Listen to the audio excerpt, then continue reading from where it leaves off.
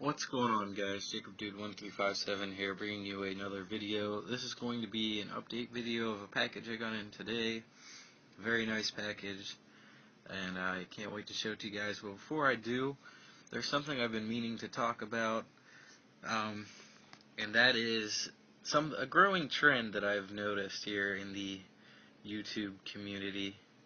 I kind of noticed it when I first started. I mean, I haven't been here very long, but I noticed it when I first started, but more and more I'm seeing it like becoming more of a problem, and that is people that think that their stuff is worth what they're asking for. Now, it's not everybody. Not everybody does this, but there's a lot of people that I do see that do it, and it's getting out of hand. Like, let's get something straight right now. Your Jack stuff, unless it is limited edition, like for instance my one of 5,000 RVD, that not even is worth that many elites. Honestly, it's not worth 2 to 3 elites to me. You could go off eBay and get it for like $40 if you wanted.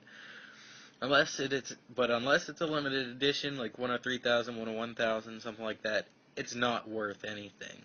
You guys need to realize that toys in general are mass produced unless they're limited edition.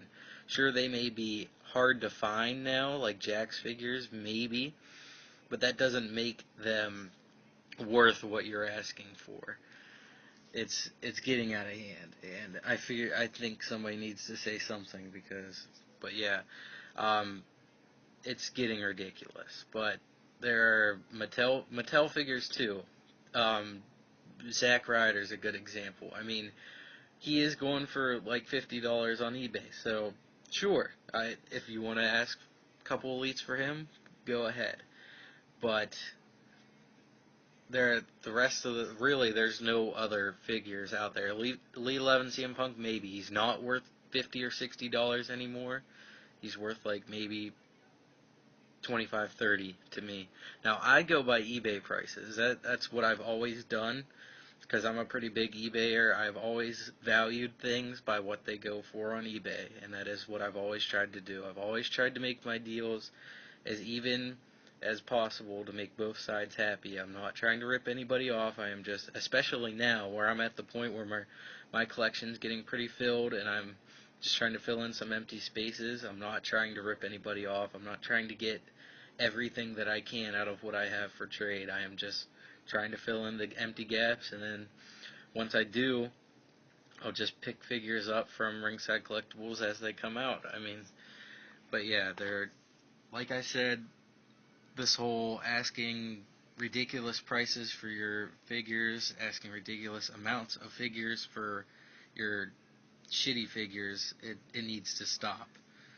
It's like a good example of somebody that doesn't do that is 215 Raider Nation. I just saw a video of his about a week ago where he picked up a couple of the Elite 13 Cody Rhodes, which is going for a decent amount on eBay now, and he went out and said that he wasn't trying to rip anybody off. He's just trying to get one good elite for it, which is good. That's great. I mean, I wish everybody would do that, but unfortunately people don't. It happens here on YouTube, and it doesn't really happen on WFigs, which is why I haven't done a YouTube trade in I don't know how long, because people just want ridiculous amounts of shit for their shit, and I just can't. It's very tough to deal with people like that. So I will tell you right now, if you people ever decided to go to WFigs, you'd get laughed out of the site if you asked 3 or 4 elites for your shitty Jax figures or whatever you have. And another thing, just because you've got a figure in box doesn't necessarily mean it's any more expensive. I mean, and if a figure is shelf warming around here, it's not worth 2 to 3 elites, because I can guarantee that it's shelf warming other places too. It's ridiculous. And you guys need to stop. But anyway, I just figured somebody needed to say something about that, because obviously nobody else will, it seems. But anyway, now that I got that out of the way, let me show you what I got in this package today. Well, first part of it was the 20 stands that I talked about in my last video. just 20 stands. I mean, there's nothing to say about them. I got like 30 extra stands now on standby, so I definitely won't need stands anymore. But yeah, there's those, and of course, the biggest part of this package, the main event, if you will, Elite 7 Hornswoggle, Elite 7 HBK, and Elite 7 Triple H.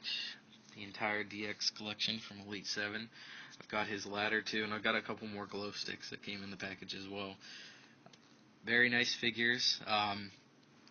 If you look on eBay, these are going for about $50 a piece, and that is no shit. They are probably one of the 3 of the most sought after figures on, and they're not rare.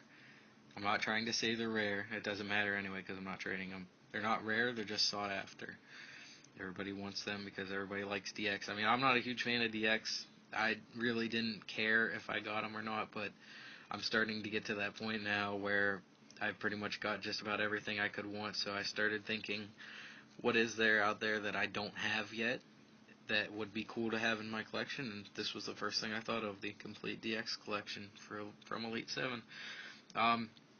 I now have all of Elite 7 aside from the John Cena, which I won't be getting because I don't need John Cena. I don't like John Cena, and I don't care about completing the whole collection. But yeah, these are 3 awesome figures. I like this Hornswoggle. I like how they did Hornswoggle. He's very nice. Triple H, not much to say about Triple H, just a repaint, and his foot is loose like every other Triple H figure there is. And Shawn Michaels, probably my favorite of the 3.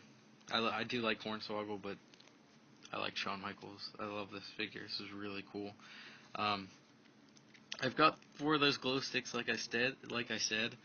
I don't know how to display them though. The ones that I have in Triple H and Shawn Michaels' hands are like glued together. It looks like. Well, I'm sure they came like that out of the package. But I don't know how to put the other ones in their hands without them falling out. I might play with that here in a couple minutes and see if I can figure something out with that. But yeah, that's all that I got out of that package. It was pretty even. It was a very even trade actually. And it wasn't me that proposed it. The guy came to me on WFigs. His name's Chudeezy. I've done more trades with him than anybody on the forums. Probably done about, this is probably my 4th or 5th trade with him. And he saw my wants and he saw my haves, and he proposed a trade, which included these 3 in the stands for a lot of the figures I have for trade, and I did the math on it, and it came out even, which I was perfectly okay with. He wanted my Beth Phoenix, but I told him that it was funny. I told him that it was glued at the waist, so she couldn't.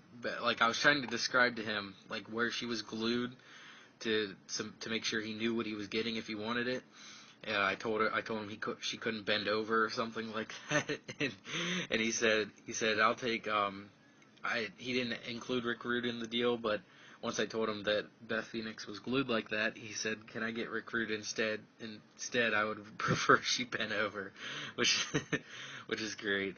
He's hilarious, but yeah, I gave up a good bit of elites with him, and I was perfectly okay with that because it came out even. These figures are really expensive on eBay, and I didn't want to pay $50 a piece for them, so I was very glad to do this trade. But yeah, guys, that's pretty much all I got to show you. On my way from work, I thought about going to Walmart to see if they had Battle Packs 3, because I've seen them popping up in places. But I decided not to because Raw's on, which reminds me that I should be watching Raw right now. But never mind, it's a Divas match; it doesn't matter. But yeah, guys, I hope you enjoyed the video. I hope you listened to what I had to say at the beginning. I'm sorry for ranting, but I thought it needed to be said. But yeah, guys, I will catch you later. See ya.